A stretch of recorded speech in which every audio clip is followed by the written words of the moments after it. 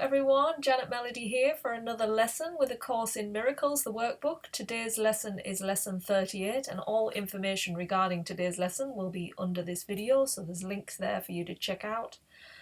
So today is lesson 38 and the statement that we're asked to remember throughout our entire day today is there is nothing my holiness cannot do. There is nothing my holiness cannot do. And so I'm going to read out the description about this statement today and have one of the practice periods, which are 4 today. We have 4 practice periods to do for 5 minutes at a time. So I'll do one of them here, and then you could possibly use this video to do another 3, or just go off in your own time and do it when it feels right for you.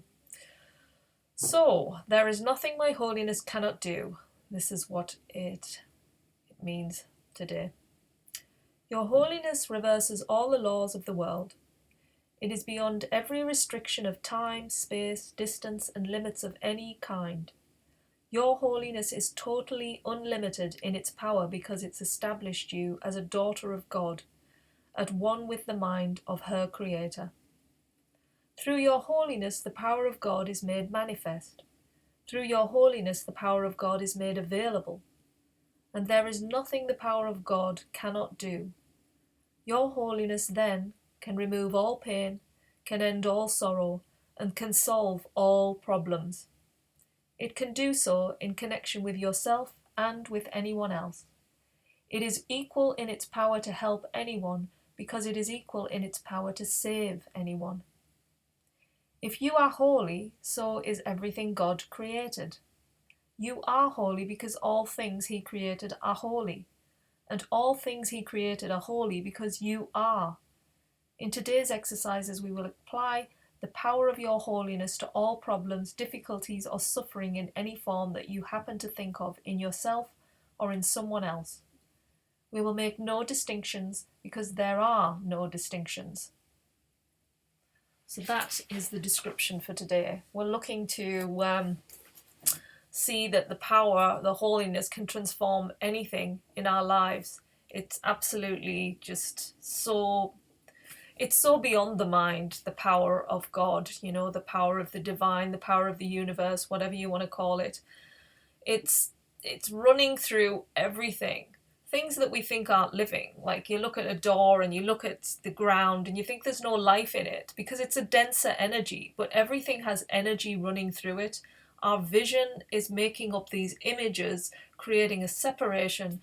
And, you know, this lesson is trying to say that we're part of all of it. We're not separate.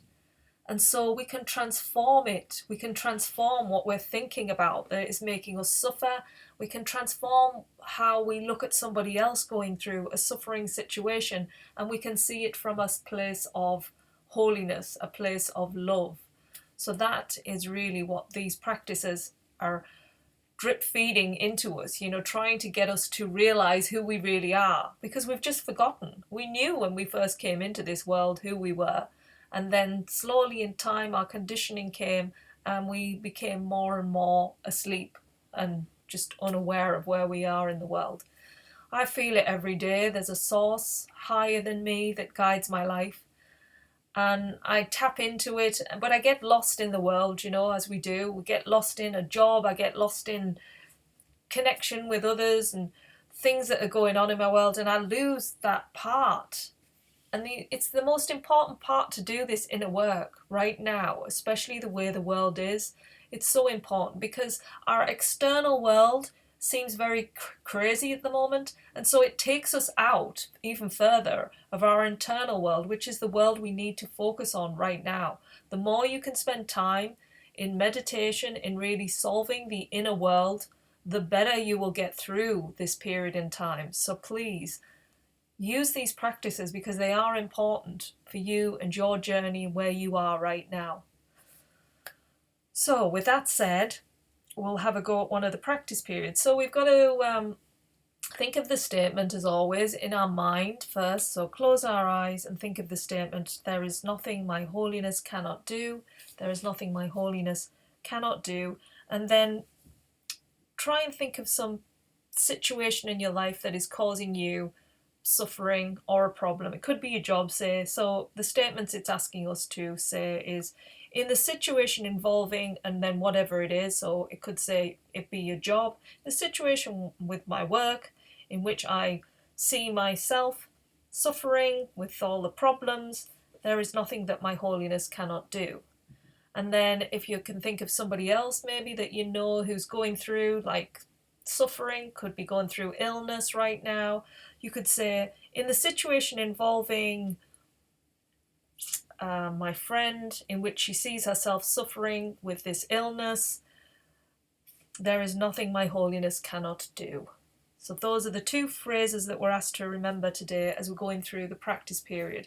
I have written it on the board behind me just to remind you if you forget while we're doing this practice. And I will just give the basic statement once and then leave it to you to change to the other person as well, because you just slightly changed the variant to what I've got there. So I'll put some music on. Remember to keep the statement in mind for a few moments. You know, there is nothing my holiness cannot do. Then go into the situations where you're feeling problems, suffering, whatever it is that you want to use for this exercise, and then flip to somebody you know and offer the same, you know, message to them that there's nothing that your holiness cannot do to resolve that situation. Okay, so let's get some music on. Let's get going. There is nothing my holiness cannot do.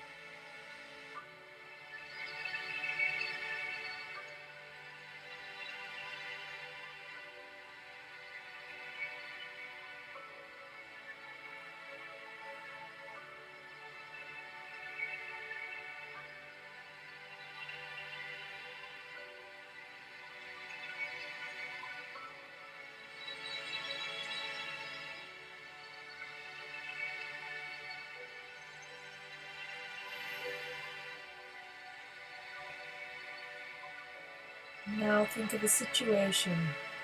In the situation involving, in which I see myself, there is nothing that my holiness cannot do.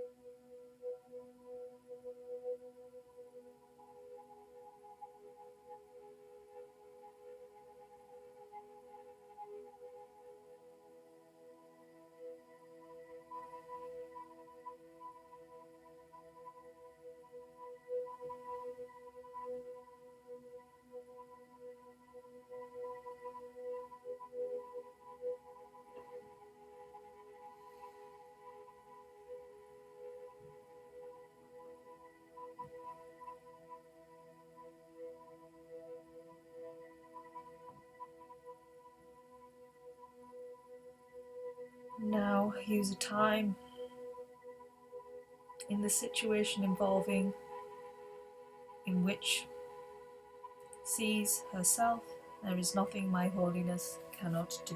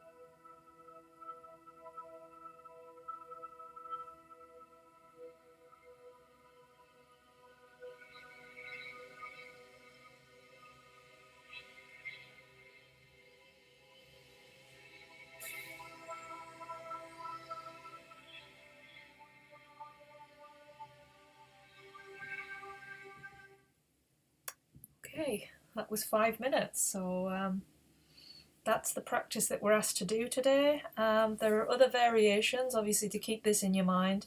It also said you could think of other ways of phrasing this statement. It's up to you, so you've got a bit of sort of free rein on what you want to say, but it gives an example of there is nothing my holiness cannot do because the power of God lies in it. That could be a phrase that you use as well. And then if a situation arises today where you're feeling suffering, to bring the statement in, or if you see somebody else suffering in any way, use the statement there. Because this is really, it's showing us that there is power within everyone. And then when we put pity or sorrow or whatever it is onto somebody, we're putting on they're divine. They're not seeing the true beauty within themselves, that our journey here is a journey we can't understand. I don't have the full recollection in my mind right now. I just know it's something way greater, you know, and the way we're looking at it is upside down. We're not seeing the world as it really is. We're seeing it in this way where we've become very detached from it. We're not sort of within it. I know when I've heard of like the great leaders as Eckhart Tolle and Byron Katie, who talk about their awakening, where they snapped out of the depression they were both in and suddenly saw everything as just wonder and amazement. And I know people who've taken the ayahuasca drug and they have gone into this place where everything is just amazing. Someone even said to me they wanted to eat this pear like that was bruised because it was just so like beautiful. There was no like, and there is an energy there, you know. It's sort of in snippets of people you hear that this amazing holiness that we're talking about today seeps in. It seeps in little ways, so you know it exists. It's just we've forgotten, and that's what these wonderful lessons are getting us to do. They're slowly showing us that we are that holiness. We are it. We embody it, and when we're ready, we will see it, and we could awaken in a moment. It just takes time sometimes for us. Others, something just happens. If I knew what that was, I think we'd all be awakened right now, you know, because so many would know it. But I know it exists. I've felt it. I've seen it in many times in my life. And yeah, I really want to embody it That's why I'm really committed this year to going through this course fully and really absorbing the lessons, and I really hope you are too, and it's really bringing some peace and love into your life, because you are holy, you are the wonder, the joy, you are all of that. It's all there within you. You don't need to search outside yourself to find some kind of healing. It's not about healing, it's about waking up to who you truly are. And once you do that, oh my goodness, you've got nothing to worry about, no fear. It's just the place we all want to be, because that will transcend our world.